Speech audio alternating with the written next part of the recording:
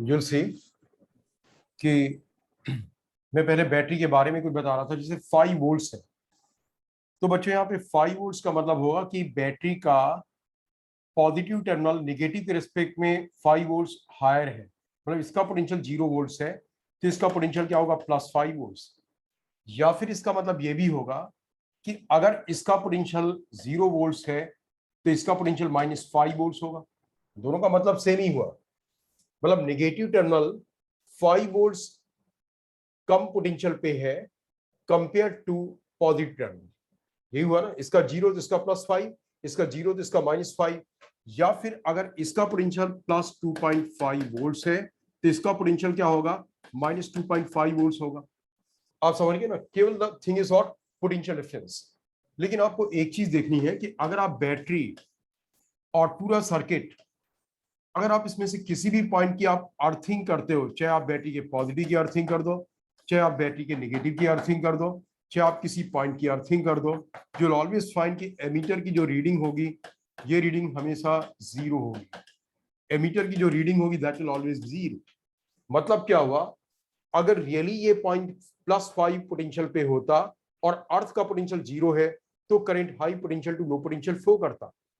इसका मतलब ये हुआ कि आप नोट करोगे कि no point in a circuit connected to a battery, no point in a circuit connected to a battery including the terminals of the cell, no points in a circuit connected to a battery including the terminals of the cell are at any absolute potential, are at any absolute potential. Every point in the circuit, every point in the circuit has some potential, had some potential with respect to any other point in the circuit itself.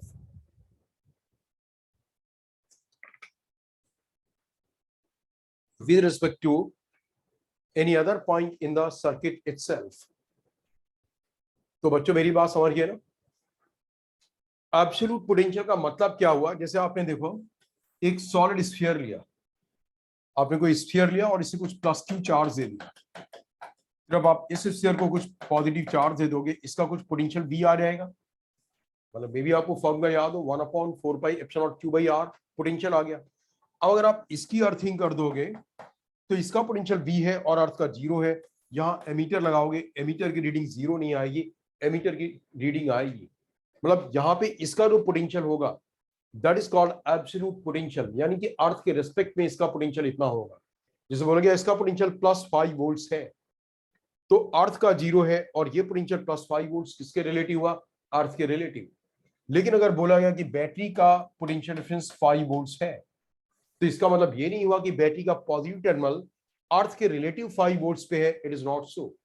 इसका positive terminal इसके अपने ही negative के respect में +5 volts पे है, अर्थ के relative नहीं है। Is that clear? It's a very important concept. आप जेई में और नीट में कॉन्सेप्ट बहुत ही वाइडली यूज करोगे, मतलब कई बार उसमें यूज करते हैं लोग।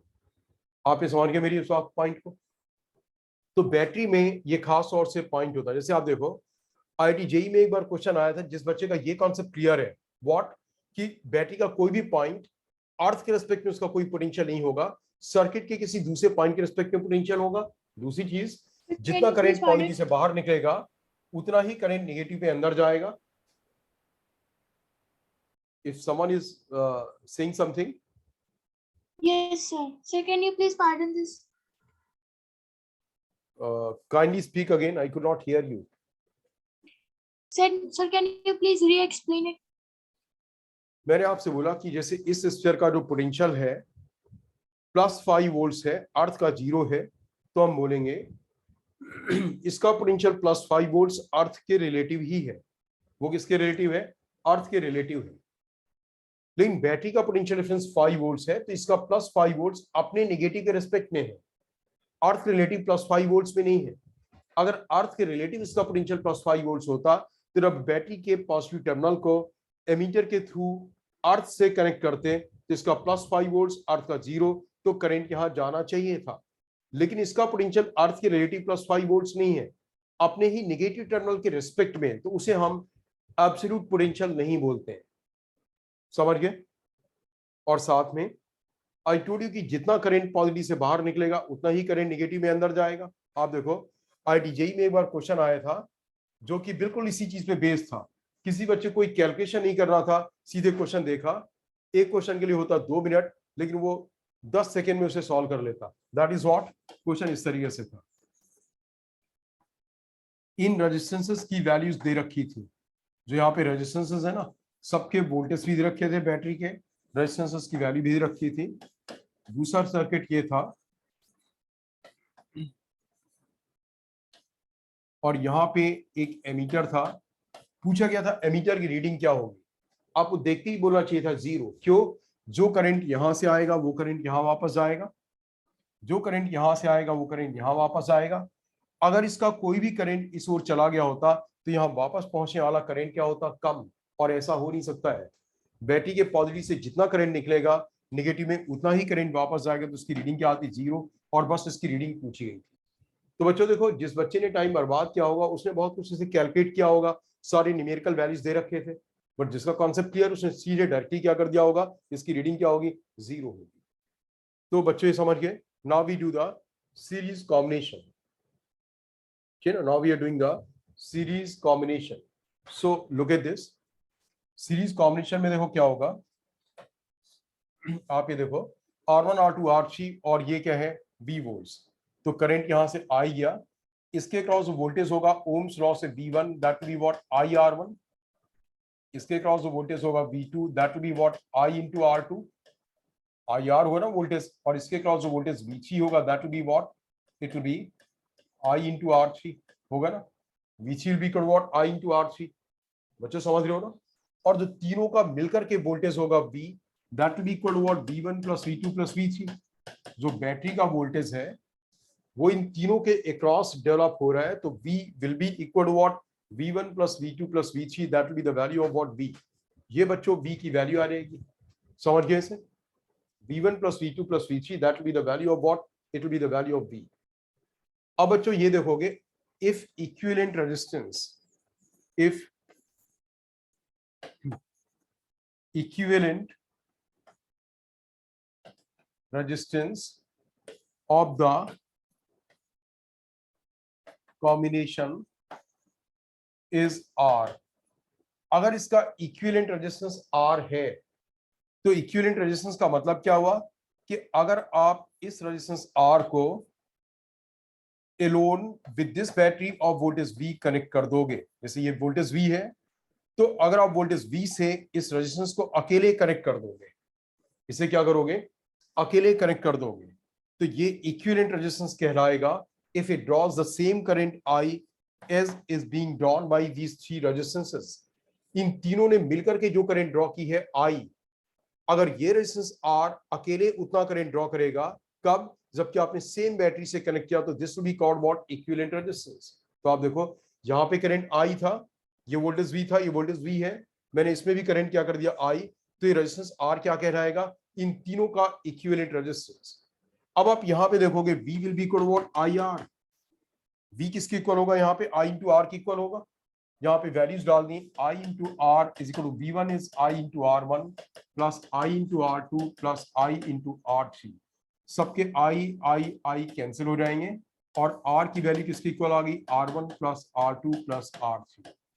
Is that clear? तो सीरीज कॉम्बिनेशन में R will be equal to what? R1 plus R2 plus R3। This will be the value of what? R। अब आप सीरीज कॉम्बिनेशन में देखोगे,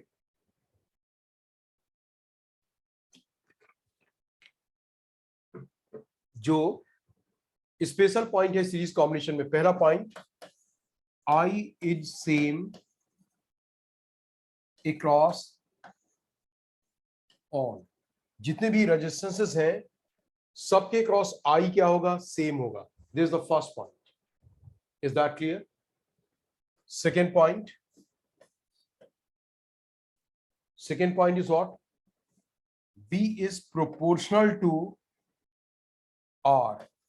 मतलब किसी रेजिस्टेंस के क्रॉस जो वोल्टेज है, जैसे V1 क्या है, IR1, आई तो सबका सेम है, तो जो रेजिस्टेंस बड़ा होगा उसके क्रॉस वोल्टेज भी क्या आएगा, ज्यादा आएगा। तो मतलब सीरीज कॉम्बिनेशन में कोई भी रेजिस्टेंस जो होगा उसके क्रॉस जो वोल्टेज होगा वो उसके रेजिस्टेंस के डायरेक्टली प्रोपोर्शनल होगा। दिस इज द मीनिंग, आपने नोट कर लिया। So this is series combination. Now see the parallel combination. अब आप देखेंगे पैरेलल कॉम्बिनेशन।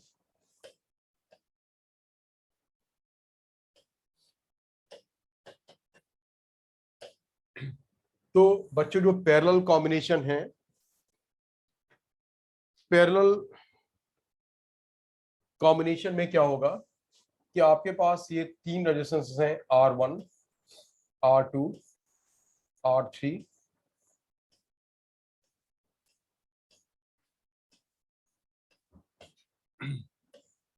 ये वोल्टेज V है, this is R1, this R2 and this R3। ठीक है, तो यहां से करंट I आएगा और ये करंट I यहाँ पे डिवाइड होगा इस ब्रांच में I1, ठीक है, इसमें I1, इस ब्रांच में I2 और इस ब्रांच में I3।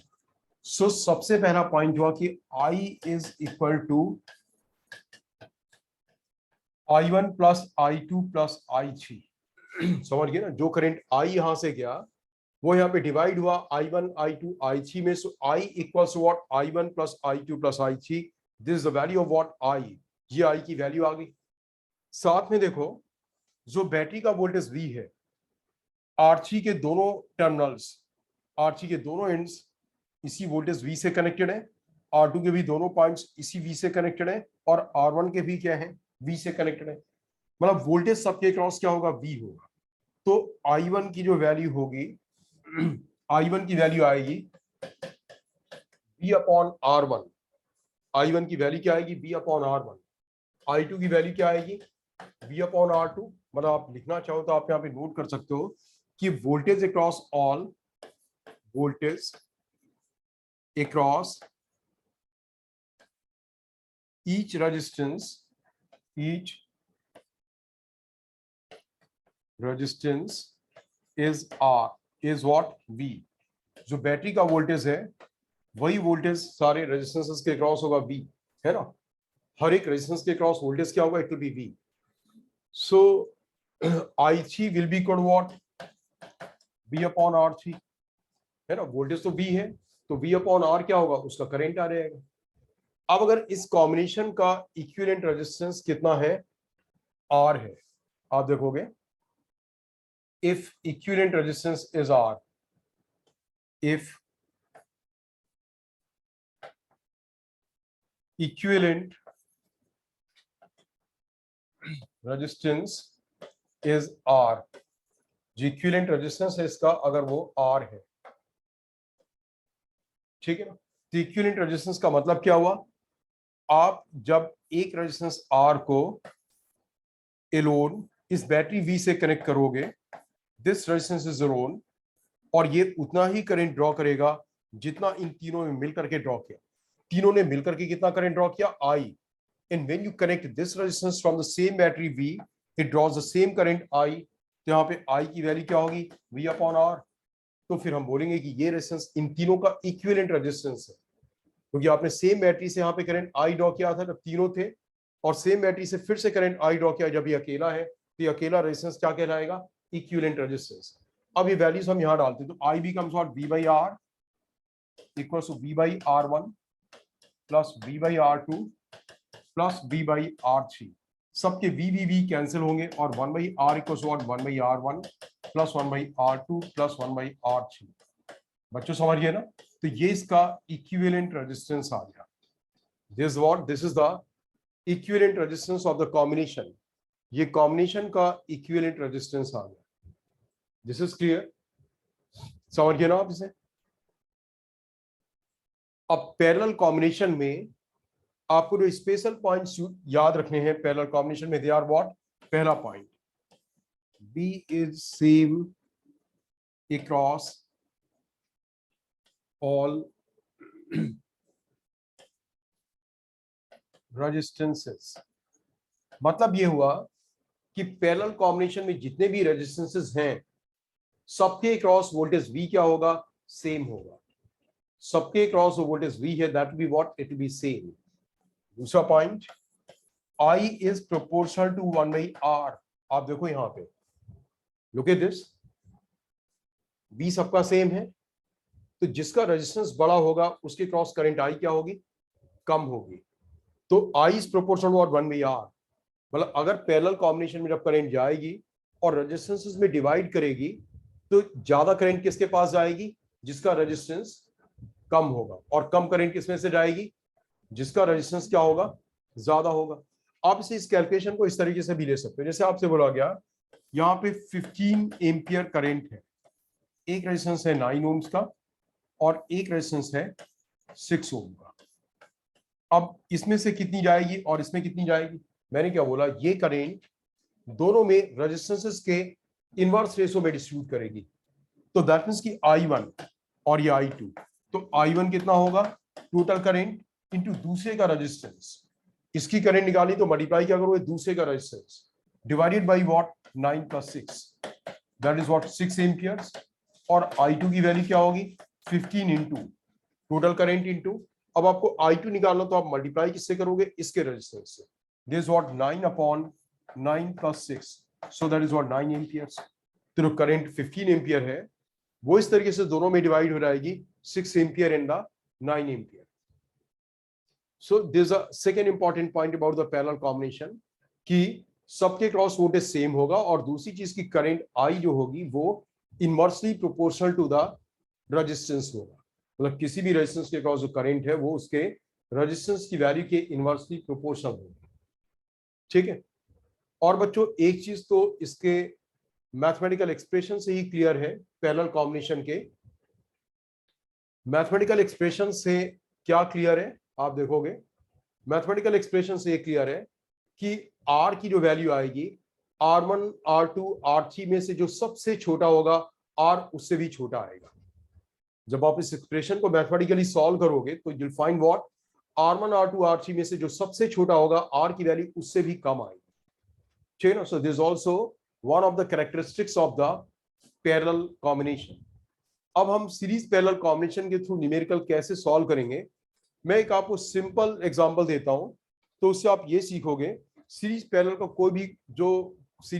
कोई भी बड़ा कॉम्बिनेशन भी होगा, कॉम्प्लिकेटेड भी होगा, तरीका यही रहेगा, उसमें कोई और डिफरेंट तरीका नहीं होगा। मैं एक एग्जांपल देता हूं, उसके पहले बच्चों एक ये क्वेश्चन देखोगे, आपके पास 3 रेजिस्टेंसेस हैं, R1 R2 R3, they are connected like this। ये पॉइंट A है, it is connected here, this point is B and B is connected here। आपको A और B के क्रॉस इक्विवेलेंट रेजिस्टेंस बताना है, इक्विवेलेंट रेजिस्टेंस अक्रॉस AB। आपको AB के cross कितना इक्विवेलेंट रेजिस्टेंस होगा ये बताना है। तो आप देखो ये तीनों रेजिस्टेंसेस आपस में कैसे हैं, how will you conclude, you see they are all in parallel, ये तीनों पैरेलल में है। किस तरीके से, R1 का एक एंड A से कनेक्टेड है और R1 का दूसरा एंड B से कनेक्टेड है, एक एंड A से एक एंड B से। अब R2 देखो, R2 का एक एंड B से कनेक्टेड है और R2 का एक एंड A से कनेक्टेड है, तो R2 का भी वही है, एक एंड A से एक एंड B से। R3 का देखो, R3 का एक एंड B से कनेक्टेड है और एक एंड A से कनेक्टेड है। दैट मींस कि तीनों रेजिस्टेंसेस के एक एक एंड A से और तीनों रेजिस्टेंसेस के एक एक एंड B से कनेक्टेड है। दैट मींस कि दे आर इन पैरेलल। तो ये आपको देख करके करना होगा कि कौन सा एंड कहां से कनेक्टेड है। मतलब तीनों के एक एक and, R1 R2 and R3, एक एक एंड A से और एक एक एंड B से। अच्छा, रेजिस्टेंस में इससे तो कोई फर्क नहीं पड़ता कि कौन सा एंड कनेक्टेड है। आप एक रेजिस्टेंस को ऐसे लगाओ या उससे उल्टा करके लगाओ तो उससे क्या फर्क पड़ता है। मतलब ये थोड़ी कि आप बोलो कि इसका तो ये वाला एंड कनेक्टेड, उसका वो वाला एंड कनेक्टेड है, मतलब केवल एक एक एंड से है। So they are all in parallel. तो इनका रेजिस्टेंस क्या रहेगा आपका तीनों का, R 1/R equals to 1/R1 plus 1/R2 plus 1/R3। इससे आप इसका इक्विवेलेंट रेजिस्टेंस कैलकुलेट कर लोगे। बच्चों समझ गए ना? इससे आप क्या करोगे, इसका इक्विवेलेंट रेजिस्टेंस आप इससे कैलकुलेट कर लोगे। This is clear, noted. अब आप देखो, अब मैं एक और एग्जांपल आपको दे रहा हूं। ये एग्जांपल आप देखोगे, इस एग्जांपल में आपके पास एक रेजिस्टेंस है R1, R2, this is A, this is B, again R1, R2, again R1, R2, and this goes to the infinity। इस तरीके से इनफाइनाइट लूप्स है। आपको बताना कि what is the equivalent resistance across A B. इस तरीके से क्या है, इनफाइनाइट लूप्स हैं, और आपको बताना कि what is the equivalent resistance across A B. Equivalent resistance across A B. तो बच्चों देखो, जो इक्विवेलेंट रेजिस्टेंस है across A B, it will be like this. से हमने मान लिया कि let equivalent resistance is R, let equivalent resistance is what? It is R। तो अगर R इसका equivalent resistance है, तो आप मेरी बात सुनोगे, अगर हम सी से, समुंदर से एक मग पानी निकाल लेंगे, तो समुंदर में कितना पानी बचेगा? ऑलमोस्ट जितना पहले था। जैसे आपको कोई आदमी, कोई Yes. समुंदर, किसी के साथ आप घूमने गए और उसने बोला कि आप देख लो इसमें कितना पानी है, ठीक ना? फिर उसने क्या करा कि आपका हेड पीछे की ओर कराया, बोले एक बार हेड पीछे की ओर करना। आपने क्या करा, चुपचाप एक मग पानी समुद्र से निकाल लिया। फिर आपसे बोला कि अब एक बार फिर से बताना इसमें कितना पानी है।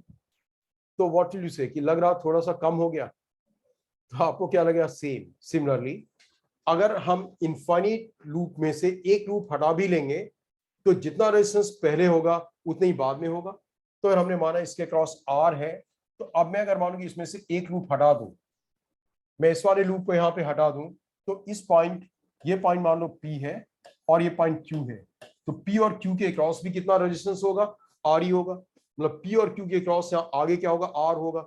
सो दैट मीन्स कि आप इसे ऐसे कर सकते हो, R1, R2, ये A, ये B, और इसके आगे क्या करो? R कनेक्ट कर दो। R वो रेजिस्टेंस है जो आपने इक्विवेलेंट रेजिस्टेंस माना है। अब R2 और R आपस में कैसे हैं? पैरेलल में। तो इसका इक्विवेलेंट फिगर बन जाएगा R1, और ये आपका आ गया A, दिस इज B, और ये आ गया R2R divided by R2 plus R। बच्चों समझ गए ना? R2 और R Yes. का पैरेलल में क्या होगा? R2 into R divided by R2 plus R। ये A और B के क्रॉस क्या हुआ? रेजिस्टेंस। अब आपका आ जाएगा R इक्वल्स टू, जब आप इसे सॉल्व करोगे दोनों सीरीज में, तो इसका सीरीज में आ जाएगा R plus R2R upon what? R2 plus R। और इसके इक्विवेलेंट रेजिस्टेंस की वैल्यू क्या है? You know R। A B के क्रॉस कितना रेजिस्टेंस है? R। तो इससे आप सॉल्व कर लोगे, तो ये आ गया आपका, ये R1 था, R1 प्लस दिस थिंग। तो इसके सॉल्व करने से देखो आ गया R is equal to R1 R2 plus R1 R plus R2 R। ये मल्टीप्लाई हुआ ना यहाँ पे, तो ये आ रहेगा आपका कितना? R1 R2 plus R1 R plus R2 R divided by what? Divided by R2 plus R। तो इसे जब आप यहाँ मल्टीप्लाई करोगे तो आ जाएगा कितना? मल्टीप्लाई करने से ये देखो आ रहेगा, मतलब मैंने यहाँ पे R2 प्लस R एलसीएम लिया और इसे सिंप्लीफाई किया, तो ये आपका आ गया R2। ये वैल्यू कितनी आ गई? ये वैल्यू देखो आ गई R2 plus R square equal to R1 R2 plus R1 R plus R2 R। तो आप इसे क्या करोगे? R1 R plus R2 R, so this becomes plus R common आ गया और ये हो गया R1 प्लस R2, है ना? या फिर ऐसे कर लो, यहां पे देखो है, इस जगह क्या है? लुक एट दिस, ये जो आपका हुआ, यहाँ पे आया R2 प्लस R स्क्वायर, यहाँ पे R2 और यहाँ पे भी क्या है? R2, तो वाला टर्म कट जाएगा, तो R2 वाले टर्म को कट ही कर दो, तो ये आ जाएगा आपका R square is equal to R1 R2 plus R1 R, ये आ गया। सो ये हो गया R square minus R1 R is equal minus R1 R2 minus R1 R2 equal to what 0। ये देखो R में क्वाड्रेटिक इक्वेशन है, ये R में, तो इससे R सॉल्व करोगे, R will be minus B, तो माइनस बी क्या आ गया plus R1 plus minus square root of B square means R1 square minus 4AC, तो प्लस 4R1 अपॉन व्हाट 2। तो अब आप क्या करोगे, ये टर्म देखो R1 से बड़ा होगा, R1 square plus 4R1 term का स्क्वायर रूट R1 से बड़ा होगा, और रेजिस्टेंस नेगेटिव नहीं हो सकता है। इसका मतलब कि R की वैल्यू क्या आ गई, R की वैल्यू आ गई R1 प्लस पॉजिटिव साइन लोगे square root of R1 square plus 4R1 divided by what 4R1, इसमें R2, ये R1 R2 है ना, तो दैट मींस कि ये आपका R1 R2 भी आएगा यहाँ पे R2, this is what upon 2A, that means what 2, ये इक्विवेलेंट रेजिस्टेंस आ गया। तो तरीका बच्चों आप सीख गए ना ये। Yes, मैंने sir. आपको इस तरीके का कैपेसिटर में भी बताया था, है ना। अब मैं आपको एक टिपिकल एग्जांपल देता हूं, मतलब एग्जांपल मेरा बिल्कुल सिंपल है, बट उससे आपको ये आइडिया लगेगा कि सीरीज और पैरेलल के सर्किट को आप सॉल्व कैसे करोगे, ठीक है ना। तो होपफुली कि आपने ये नोट कर लिया। अब मैं आपको सीरीज पैरेलल के लिए बताता हूं, आप ठीक से देखना। Look at this figure is this कि आपके पास एक रेजिस्टेंस है 8 ओम्स और ये है दो रेजिस्टेंसेस हैं यहाँ पे, एक ये है एक ये है, इसके साथ ये एक और रेजिस्टेंस है, एक रेजिस्टेंस ये है, और ये एक बैटरी है 10 वोल्ट्स की, 10 वोल्ट्स की battery connected like this. See this is 5 ohms, ये जो रेजिस्टेंस है दैट इज, ये है 10 वोल्ट्स, ये है 5 ओम्स, ये resistance 4 ohms, this is 2 ohms and this is 3 ohms। अब आपको सॉल्व क्या करना है, कैलकुलेट वोल्टेज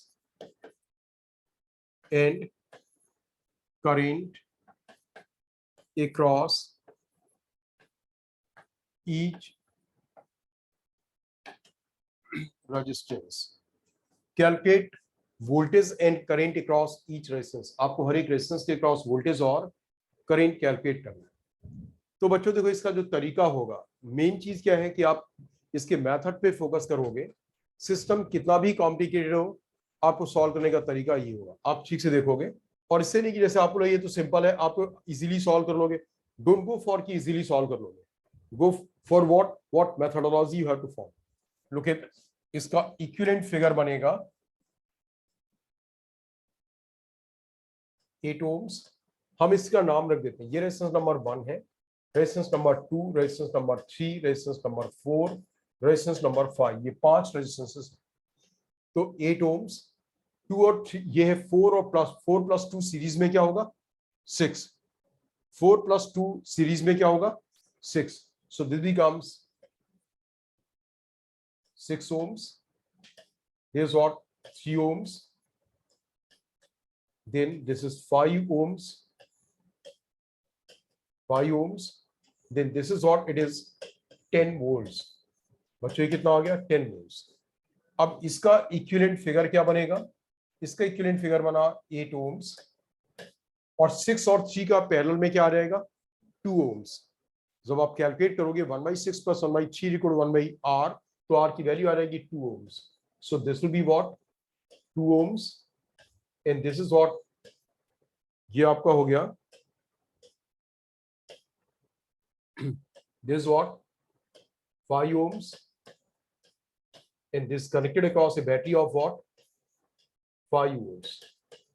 इसका फर्दर आप इक्विवेलेंट निकाल दोगे सिस्टम का, इसका बच्चे जो इक्विवेलेंट फिगर हो गया, इसका इक्विवेलेंट फिगर आप देखो आ जाएगा 8 + 2 10 ohms,